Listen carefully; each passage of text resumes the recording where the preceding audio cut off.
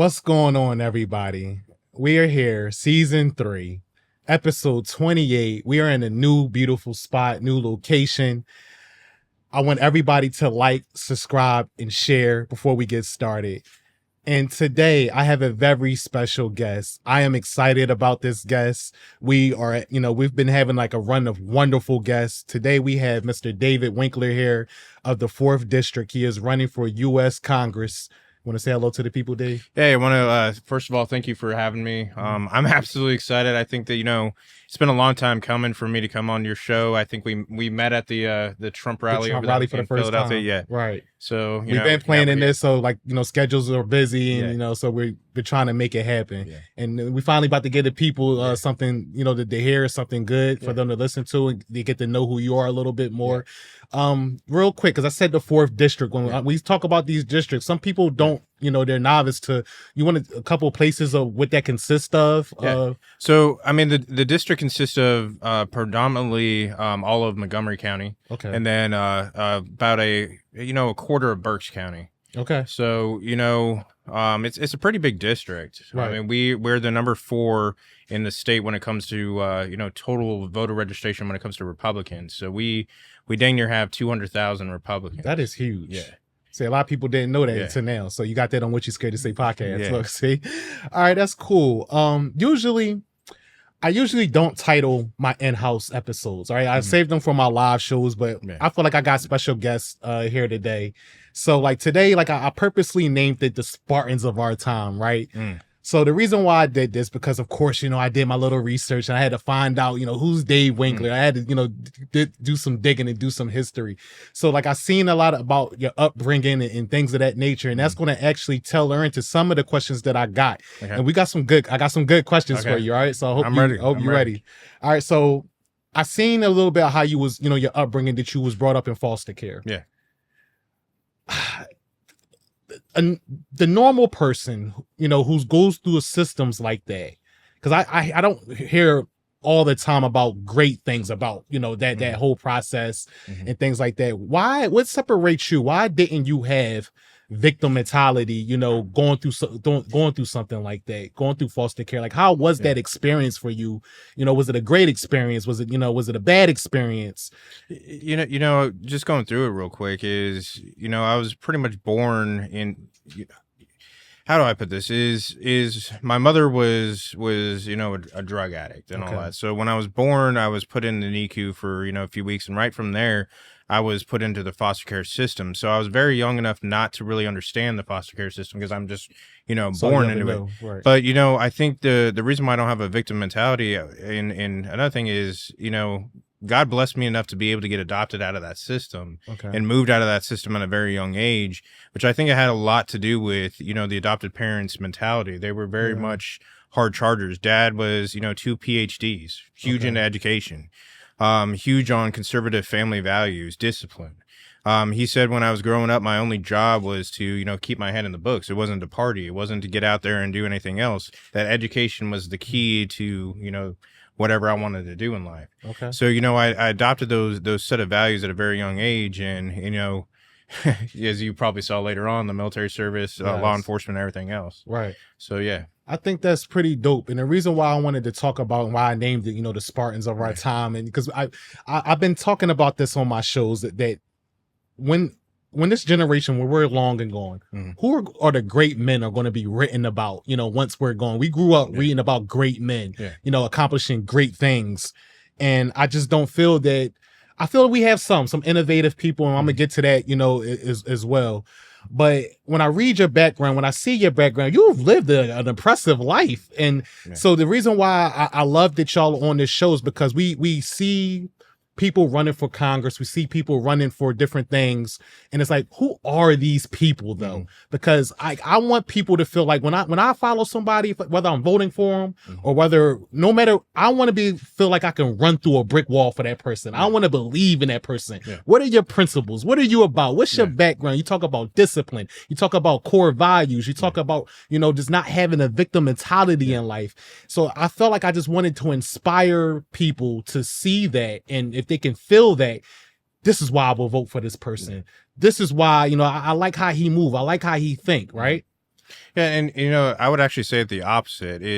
I would run through brick walls for all Americans. It's the Okay. opposite. It's not, necessarily. It goes back to that adage of, it's what can I do for you? It's not what you can do for me. It's I have that servant leadership mentality. Right. A lot of our government's got it backwards nowadays. Our government's about they think that we work for them as we the people, Right. and they have it backwards, and that's where I'm trying to get into Congress so that I can switch that mentality and say, no, government, it's the people, we the people, not we the government. And we need to switch that mentality back to what can we do to help, instead of running off to special interest PACs and greed, money, all that kind of stuff. We gotta put real leadership in DC. Okay, I'm glad you spoke about that, serving the people, running through brick walls for people, right? So this is going to be one for you right here, right? I look at your military background, right? And you was a part of Operation Iraqi Freedom, and that was dealing with Saddam Hussein. Yeah. And he was also a part of Operation Enduring Freedom, and that was dealing with the Taliban. Yeah. So right now in America, we have some things going on, flag burning, people upset about this or that. But this is the thing, right? The American people are speaking, but then we have a government who sometimes they overlook what the complaints are. And I'm gonna make it make sense for you, right? I look at the reason why I brought up your military background is because you have seen some things in life. Yeah. You have seen, I like getting, the expertise from somebody who's seen it firsthand, seen things I haven't seen. You've seen death, you've seen the ugly part of life, you've seen war, you've seen your friends or people used to go and they came home and they may have, unfortunately they took their lives here. So you've seen some ugly things. People sometimes they don't grasp that, right? So help me understand this, educate the people, right? We have people here where they are mad at Israel. Israel isn't popular right now in America, right? But then you have a government who says Israel's our allies. And you have people who are with the Israel-Palestine conflict, and I think that we all in accordance that yes, Hamas are the bad guys, right? I don't think that's ever the debate. But then when you hear our elected officials talk, that's what their sticking point is: Hamas, Hamas, Hamas. Well, people are not upset about that. So I want you to educate me if you can, because what people are getting mad at is when they see these videos, they see the ugly side of war. They seen what you have seen, right? They see children getting bombed. They see children with their faces blown off and limbs, and women, and people being sexually assaulted. They hearing about these things, and these are civilians. This is not Hamas. But then we hear Israel's our allies, and if we say anything bad about Israel, then we're anti-Semitic. We're not allowed to critique them, say anything wrong, but this is what our elected officials, we have to overlook all of that. So could you educate me? What are we missing? Why shouldn't Americans feel the way they feel right now towards Israel right now? Well, first of all, I'm never going to tell people that they can't feel a certain way, because I respect the First Amendment, and in any sense, I don't mind either side of the argument. I mean, I went to UPenn, if you remember, and I actually spoke with both sides, the Jewish community as well as the encampment, and what they were speaking about there was divestment from funding. They didn't want the colleges giving money off to the military industrial complex. That is a conversation I'm willing to have with them, because I would be in agreement for that. But in the sense of Hamas and all that, I like to remind the people that I fought in the beginning of the war, and a lot of this reminds me of the Battle of Editha. So when you go back to that battle and you actually research and understand what happened to the United States Marine Corps in the Battle of Editha, they were set up by the PSYOP machine of the Al Qaeda network, where they set them up as making them look like they went into a village and raped and killed people and all that stuff. But it turns out that never happened. The Marines ended up getting in trouble for that, but later on they ended up getting acquitted of all those charges, because they realized it. And so what I would tell you is, do not trust anything that comes out from this Hamas network or what goes on over there in the sense of Gaza, whatever. This is the way that they play. These terrorist organizations, they play to the bleeding heart syndromes of the West. And they play and feed upon the emotions, because the liberal left, that's as you probably well know, they're not logical, they're emotional when it comes to voting habits, when it comes to creating policy legislation and all that. And so the enemy is absolutely playing to that and saying, hey, Israel, you're creating a genocide. I would never be one of those that says, "Hey, I will look into it to see if their complaints are valid." But I'm very skeptical, just because Hamas is no different to me than ISIS, than Taliban, Al Qaeda, and they all play the same games. Okay. If there's a genocide happening, I will look into it. But I will tell you right now that I am absolutely pure Israel. I'm on the side of Israel because I understand the enemy that they're facing, because I have faced face to face. I have seen, them strap bombs to women and children. I've seen them, order kids to go out, dig holes and put bombs inside them. I've seen, the dead man switches in the cars where people were made to drive themselves to their death because if they ever stood up out of their car, they would blow up. Right. So there's you can't negotiate. You can't sit down with the mentality of that. And I will tell you, their whole goal is to destroy the West. And people in America have to understand it's, we see the pro-LGBTQ for Palestine. Well, what they don't understand is literally like the Israeli prime minister said, it's like sticking chickens in, going to KFC. Like, you don't understand. Like, they see you as an infidel. They see you as something that they want to destroy. And so I find it very hard to have these conversations with the opposite side because they don't have the life experience that I have to fight this kind of terrorism face to face. And understanding their culture. So that's exactly why I wanted to ask, because we often talk to people who have no experience. They haven't been over there. They haven't seen certain things. So these are tough conversations to have. But why not talk to people who've been in combat? Because you've been over there in that region. You got friends, I'm pretty sure, that's still over there in them regions. So you see things or understand things from a different standpoint. And these are things that I feel Americans need to hear. So just the other side of it. So I think that was important, and I appreciate you sharing that and being willing to share, your experiences with us. So that was important. So to something a little fun before I go into something else, right?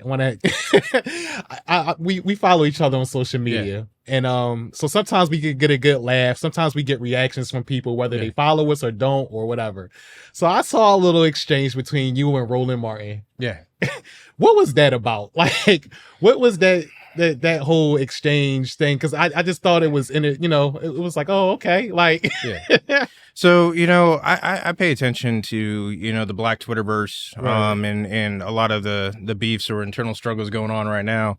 And a lot of it was because he was annoying me by going after Tariq Nasheed, and the FBA and the as well as, the ADOS movement and stuff, while he's over there tap dancing for the Democrat Party. And Roland Martin's just very insincere person to me. So I forgot exactly what the exchange was that I went after Roland Martin, but he came after me. And I told him straight out, because he was like, "Who are you?" And I was like, "Well, this is my resume. This is who I am, and I'm coming to go serve in Congress." And because one of the things, he laughed at the BCF endorsement of Byron Donald's people. And he doesn't like Byron and all them, but ultimately, it's just, I'm tired of the Black liberal left not understanding the Black community is not monolithic. That we all have different, outlooks, different viewpoints, different whatever, and that needs to be respected.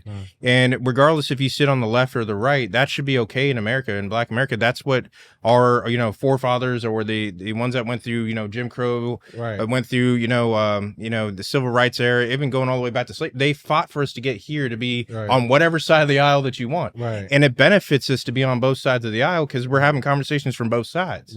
If you only are on one side, that's the only how can we ever get anything done if we all just automatically we just think one way, we just vote one way, and you're shamed if you want to vote or think about or hear somebody else about something else, and it's the arrogance for me. And the reason why I bring him up, or somebody like him, is because it's the arrogance. It's just automatically, because I'm on his side, I think I'm smarter than you. Oh yeah, and I remember exactly what it was now. It was talking about Kamal Harris's $25K, for housing, and all that stuff. And I had to remind him, like, you don't walk amongst the normal, middle class. Like, I'm like, try to go down to Philadelphia, try to go down to Montgomery County and all that, and understand what's happening in the housing market. People are fleeing these areas because one, they can't keep up with property taxes here. I see it all the time in Montgomery County. or, whether it's, and I was trying to explain to them the basic economics of this, where this is going to be disastrous. Right. It's going to be another housing market crash. And, private equity firms are licking their lips right now at what's happening right now. Please, please, because they're just going to keep Right. buying up properties. Right. And he doesn't understand, not majority of the people over here, they don't own their homes. It's private equity. We see these high-rise Right. apartment complexes come up every, Right. dang near every, year or month or 3 months. I mean, 6 shoot, months, we're right, sitting yeah. we're sitting right near Kensington, and Yeah. there's high-rise apartment complexes coming up right after, Absolutely. Cheryl Parker moved out the attics. Right. And that was actually before they were moving out the attics. You Right. started seeing the high-rise apartments coming. So I'm glad you brought up, her name, and I'm glad you Yeah. brought up about, the relocation of addicts, or, because I feel like they just that side of things, they just move poverty. They're not trying to solve Yeah, they it. just move it. They're not trying to solve help the drug addicts. They're not trying to solve Kensington. They just watched it. Yeah. You know what? We're just going to move it, put these new buildings up. Yeah. So I see something. I went on your site and I seen it said that, a campaign to restore the fire of American ingenuity. Yeah. So when we talk about that, it's a new way of doing things, or a new way of accomplishing things, ingenuity, or, creativity. So that versus insanity, so insanity, doing the same thing and expecting a different result. It's, to me, it gets back to going back to the basics. It's not a new concept. Right. America's the way it is right now because people rolled up their sleeves. They turned wrenches. They did all sorts of things. I'm talking about, my campaign's about very much like the Henry Fords. Yeah. Going back to the old style. Even I would even go back to like the Wright brothers, the invention that, or, the innovative minds that created stuff, manufacturing, getting back to the basics, Right. Opening up our steel, iron, plastics, you name it, putting U.S. stamps back on it, Yeah. Opening up our energy sector, letting the economy work for itself. That's the American ingenuity that I'm talking about. Is let's get back to the basics. I feel like that's what the party believes in, Yeah. truly, and I feel like that's the platform that Trump is running on, Yeah. and anybody in the party altogether, you especially.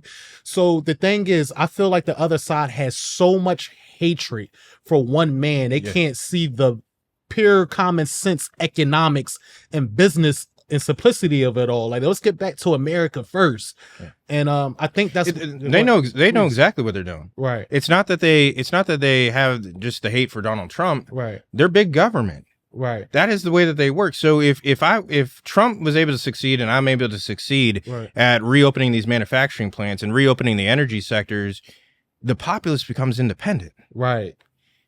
And there goes your city, your county, and all those kind of programs that the Democrats need to keep you in the Right. system. The government it's like the gets Matrix. smaller, They right. got to keep you in it. Yes. So I'm trying to do the opposite of removing everybody from the Matrix to Yeah. becoming independent, because I'm talking about endless amount of trade jobs like Right. that you can just pick up here. And we all know what happened during COVID. Your HVACs, your all those different high skilled trades, coding, programming, you name it.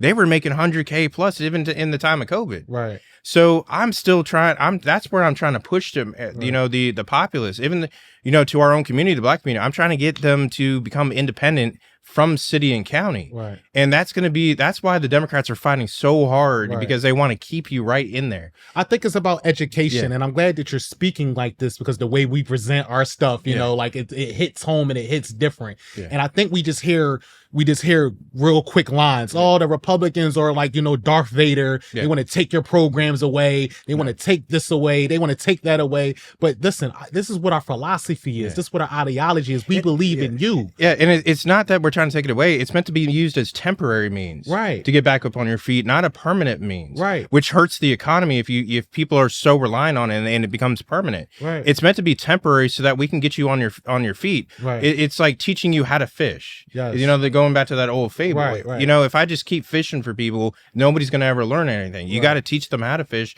to stand To on eat their own. forever, right. Yeah, so they eat forever. I think that's very It's important. the ultimate form of freedom is what Yeah. we're trying to get people.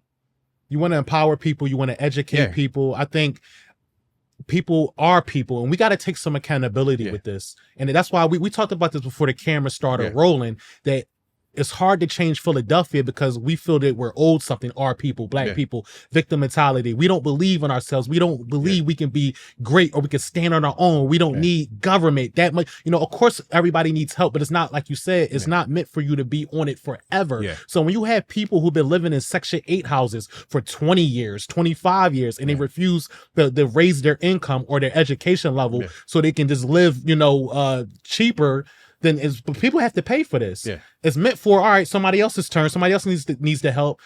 Short term, get your stuff together, get educated, get a better job, stand on your own too. You should have pride in that as a people, and we don't have pride in that as a people. So it's not that y'all want to take things away and just leave people in poverty. I believe in you to be great. It's the ultimate form of empowerment. It's the same thing that we even talk about in school choice. I mean, you look across the board. I mean, there a lot of these schools, whether it's Philadelphia, even some parts of Montgomery County, you're looking at a literacy rates up to 22%. That's failing your kids. I don't care. You know, Josh Shapiro pumped up, you know, another few $1 billion into our school system. Throwing money at the problem isn't going to solve it. You know, school choice right now is the best option we have because our kids are our investment. And when you talk about being able to get away from a Section 8 housing, even if you're in foster care, trying to make it out of foster care, like, you know, I got adopted out of that and became successful. We need those you know, hand ups, is, as I would say, that help. And that's what school choice is because now your family can be able to send you to a school that's going to actually help you get to a 4-year institution if that's the route you want to go. You know, get that scholarship you need, or it will get you to, you know, the trade, military, whatever it is in life, but it's going to help you. Why would you tell kids that they have to stay stuck? You know, that's where, you know, they have it backwards as Democrats. The Republicans are about opportunity, opportunity. We're not going to fix the outcomes, but we will give you every pathway to that opportunity. To empower yourself. I think once I got out the matrix, because I used to be on the other side, I used to be blind, I used to be emotional. And once I stopped being emotional, you know, especially I think it's important for men to realize they have to learn how to control their emotions. It's important. Because I always said that an emotional man is a dangerous man. Not that you're just you don't have any emotions. You just need to learn how to control them. And the masters of manipulation are the Democratic Party. They feed on the worst of human emotions to get their votes. I mean, that's why you see, if you haven't noticed in the last few election cycles, which you can keep going back farther than that, but they don't talk about policy. It's not policy that they talk about. It's all emotions. It's emotions, race, you know, gender. They label everybody. They separate everybody into these different whatever, because they're different voting demographics, so they can hone in on it. And then they can weaponize each one of those against their opposition. I'm glad you spoke about that, right? So, you know, you're a militant man. You was in the military. You was in the Marines. You was in the Army. You know, you've done some wonderful things, you know, for mankind and just humans, period. And you served your country. So you're a man of discipline. When you talk about the Democratic Party and their tricks, and you talk about the media and their tricks and their mind games, and they like to keep us mad at, you know, authority. And that's the authority, they're against you. So I feel like if you want to speak towards this, we'll get CNN or MSNBC or one of these Democratic or liberal stations. They'll wait for one police officer in the country every 6-7 months. You know, you got idiots in every profession. I never seen a profession where an idiot didn't work there. But somehow magically the police officers, they're supposed to have 100%. There's no idiots that work there. There are no human people. I have a friend, right? I'm gonna get to the question. I have a friend, closest friend. He is a police officer, so I get to hear the other. Like I said, somebody who's actually in it. I used to be emotional, but once he start, you know, giving me, this is what I got to deal with. Majority of the job, they're babysitting adults. You know what I mean? They're getting the dumbest calls. They're getting people that have no accountability, things like that. And they're asked to put their lives on the line in the blink of an eye for people who are ungrateful. And you never see the Democratic Party. They never inspire police. They never celebrate them. They never big them up. Unless it's Capitol Police. Unless it's Capitol Police. Then all of a sudden, now you care about them January 6th, right? But they didn't care about the riots when they burnt down the neighborhoods for George Floyd, though. So the victim mentality, the accountability, the mind games that they play, of why, you know, they wait for one idiot to do something. I just can't understand it. I mean, you got to look at the play. Once again, we're looking at Kamal Harris running for president. If you look back in that time frame, it was still Trump's presidency when, you saw the rise of Antifa and BLM and all that. Right. I mean, yes, BLM came out beforehand, 2015, then Right. they came forward. But if you haven't noticed, once again, I go back to the manipulation in the games. Right. Where's BLM been at since 2020, since after the election? Oh, they got exposed. Well, besides getting exposed, you still had a lot of police brutality incidences or issues, Right. but you notice how they didn't tie it to the president of the United States. Right. So once again, it lends to the fact that I believe that BLM was and Antifa was part of a bigger, Right. Democrat strategy, because once again, you go on BLM's website, it's got Act Blue. Yeah. So, to me, they kind of work together to kind of paint this picture that, Trump is a racist, all Republicans are racist, right. They all hate black people, and they all love police brutality. Right. There's not, and I will tell you, in that line of profession, because I'm a former police officer myself, Right. in that line of profession, nobody hates bad cops more than cops. Like, Right. we hate bad cops. Right. It makes our job tough. And it, because we're all about community. Like, that's what people don't understand, is we got to have that trust and credibility within our community. And, I was working that tough area of Tennessee, and to be able to get that, trust and credibility, you can't go around and brutalize your community. Right. The easiest way, we live there, by the way, too. Right. If you make arrests, you're going to see, them in a Walmart, or you're going to see them in the barbershop. Right. So, you got to have, like, there's this fine line where, you got to enforce all the laws and do what you got to do by the book. And at the same time, you got to have that humanity aspect Right. as a police officer. But the Democrats love to paint a broad brush that it's Right. just, it doesn't suit. We're never going to win, and we're never going to get anywhere. We don't change this mentality. So it always starts, it's a one big cycle. You got programs that incentivize men not being in a home. Yeah. So you got kids growing up without fathers, and then they're growing up, getting into the streets, and they look to the neighborhood for, some type of father figure. Yeah. So then they don't know about authority. So then when they run into authority figures, like, you're telling me to do what? Like, I don't got to listen to you. And I used to see it in Brooklyn all the time when I was a recruiter. Yeah. One of my favorite spots to go set up, for recruitment was on Fulton Mall area. There's an outdoor place where I have 3 high schools that are in different directions, and I used to watch all the kids go truant, during the day, or do everything but.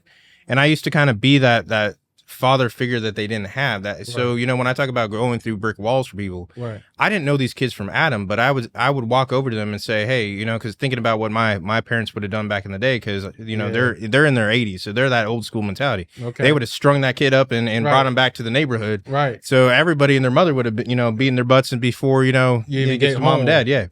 So I kind of did the same mentality where and it worked, where I would walk up to the kids and say, hey, you need to get back in school, man. This is where, like, this is the crucial years. Your crucial years in high school is going to either make or break you. Yeah. And, they would fight me at first, but then I would slowly kind of get to know them enough to get them back to the school. And then I would build relationships with the principals, to the teachers and all that. And some of them ended up joining the Army. Right. Some of them I ended up meeting again, and then they would thank me for getting them out of those situations of Marcy projects. Right. Marcy. Over there, where now, Hawkins, Marcy. Now these kids are, now, because it's been a few years, now these kids are like sergeants, staff sergeants, some of them associate's degrees, bachelors, some of them switching over to the officer side. So, it's that kind of mentorship that we need to get to the community. And I understand the older generation does not like this new young, wild generation that will pull guns and do whatever, but you still got to have that tough conversation with those kids. Like, this is your future, man. Like, stop skipping school to go smoke weed or do whatever the hell you're doing. Take control of your life. Right. And to me, in the end of the day, if somebody does something to me for doing that, man, it is what it is. But I think that's why I'm sent here, to be able to help in that capacity. I think that's dope. That is important, and they had the courage to do that in the time, like you just said, where kids are bucking back and kids got guns too. Kids not trying to hear it. The youth is not trying to hear it. I think it's the wild Marine in me that's not afraid of all that. So I'm not afraid to have those conversations with those young kids. Right. My father was a Marine as well, so like I think my discipline and my it comes like my mom was in the Navy, and that's when they met, obviously, whatever. So it's like I was fortunate enough to grow up with those type of principles and that understanding. And I had that father who was, pay attention to detail and look a man in the eye, firm handshakes, all of that stuff.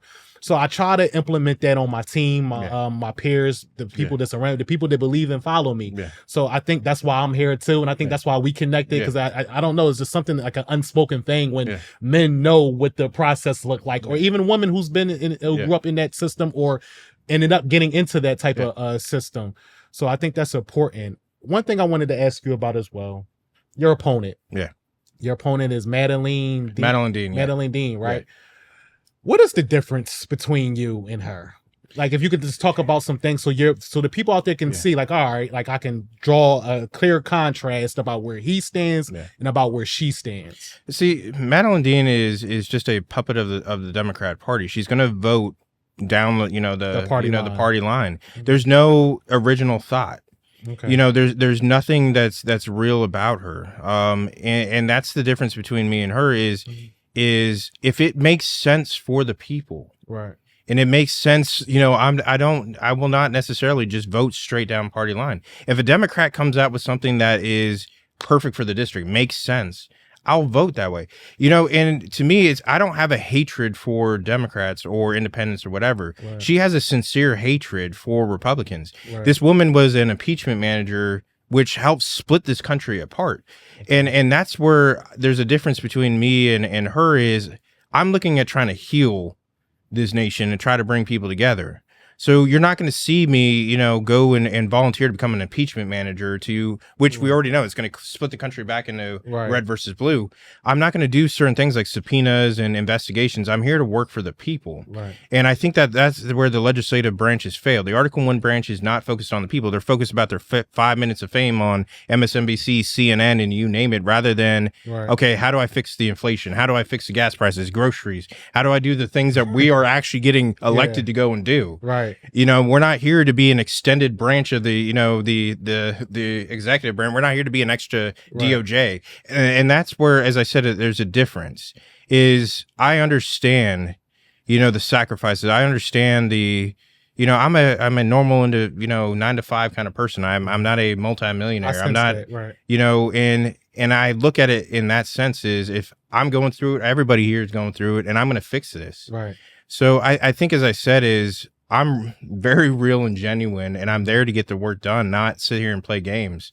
Especially, partisan, hyper partisan games that split this country apart. Right. Because in the end of the day, it's not about representation of just Republicans. I think that's where, a lot of our leaders fail is they only speak to their party. Right. You're a representative of everyone in your district. So Democrats, Republicans, independents alike, or politically homeless. And you got to find a way to bring them all to the table and do right by all of them. And so that's where I think I'll be the difference maker. I like that. I like that a lot. I think you're the type of person that'll always come back and do town halls or listen to the people. You seem like, they need me there. I need to find out what's going on. I'm staying in tune. It's very I have this very protective mindset because the way that I look at the people now is like the way that I look at my platoon, my squad, whatever the way you want to look at it. And if somebody messes with one of them, I'm coming down from DC. Right. You know what I'm saying? It's one of those where it's that father figure where, I don't care what it is. I'm going to come down and look at it face to face, or in the opposite where I'm just going to come down randomly, be amongst the businesses, be amongst the residents or whatever. I don't believe my job is to sit there in DC all the time besides the votes and the things I need to do. My job is to keep an eye on here. If I can't see what's going on here, how can I effectively lead? Right. I'm relying on some staff member. I'm relying on somebody else. But I got to get eyes on the issue. You need to feel it. You need to touch I need to feel it. Smell it. I need to see the issue, feel the issue, so we can sit down and bring those in and see a way to fix it. Okay. One of the final things that I want to ask you and talk to you about, because, my father's like he's a Democrat. Yeah. I became Republican. So me and him, I try to stay off these talk because these family, it divides family. Yeah. It messes up relations. So, lately I'm like, let's just talk about sports. Right. So, but he's always talking to me about character and Trump's character and just things like that. I mean, you being the man that you are, the militant man that you are, the background that you have. And one of his biggest things, his gripes is January 6th and, the Constitution and all of that. So how do you feel about January 6th? How do you feel about those those Capitol Police that went through what they went through, and then still being on this party, still supporting this party's ideas and things like that. Like, how do you feel about that with your background being in the military? I mean, you got to once again take a 30,000-foot view at why January 6th happened. It's because the government failed the people once again. Mm-hmm. So you got to go all the way back to 2016, where I believe there was no clear, peaceful transfer of power, because the Democrats were already moving to, Russian collusion, Ukraine. You seen all these different things. They divided the country so much to where there was that heightened state of emotions from the Republicans that why would they believe the results of 2020 when you lied to them about Russia, you lied to them about the Steele dossier, you lied to them about Ukraine, you lied to them so much. And this is where, as I said, our government has it backwards. Where I've never seen the government pull the, we were so scared and we did this and we did that. You did that to the people. That legislative branch did all of that. They're the ones that introduced the Steele dossier to the FISA court and held all those hearings and did all that to the people on mainstream television, divided the country, and they didn't think that something like J6 would happen. But in the sense, do I think it was an insurrection? No. Being a former police officer during that BLM riot time, I saw it as no different than that. It was a, first of all, a peaceful protest that turned violent, and those who committed crimes should have been prosecuted. I agree with that. But in the sense of insurrection, that's not an insurrection. I was in Iraq during what I would consider an insurrection, where, the whole Saddam, after Saddam and those elections, they were trying to jail each other's political opponents, as we see now, trying to murder each other. This is not an insurrection. This was people being frustrated to the point where they just needed to get their voices out, because imagine going through 4 years like that. I mean, Trump's still going through that. I mean, that tells you the character of the man. If we really want to be honest, the constant attacks for 8-9 years, and this man is still standing, still getting out, trying to lead this country. And that shows me an unconditional love for this country, regardless of how bad or what they do to him. He still has a love for the country, and that tells me that I'm on the right path of somebody like that, versus, you get these, corporate, bred for politics kind of people like Kamala and Joe Biden. It's a fake love, because it's about money, it's about greed, it's about power. To him, it's not about power. Trump is a very powerful person. Why does he need to keep, you know what I'm saying? He's a multi-billionaire. He could just sit there and do whatever he wants, but it's about a true love of America to me. So, I mean, I always love when people bring up his character, but I'm like, you try going through the same amount of lawfare that he went through, going through the same amount of everyday bashing him. How would you respond? How would you respond? And he still tries to fix America. Says enough about me, or says enough to me about him. I think that's a good way to mic drop it. If you wanted to leave, a quick message to the people who, tell them why they should vote for you. You want to talk to the people real quick, and, the time is yours. Yeah. I mean, the only thing I want to say is we have a choice to make in November, and the choice comes down to, do we really, really want change, in the sense of, we have high inflation. We have, just the economy is in shambles. We got a divided country. We got all this stuff going on. If they really want change, you got to vote differently. You got to vote a different pattern. I mean, you can't just keep going with the same people, and that's the definition of insanity. It's insanity. So, give the young torchbearers the shot, and we will prove to you guys that we can bring, this country together and get the country on the right track. And that's what I'm about.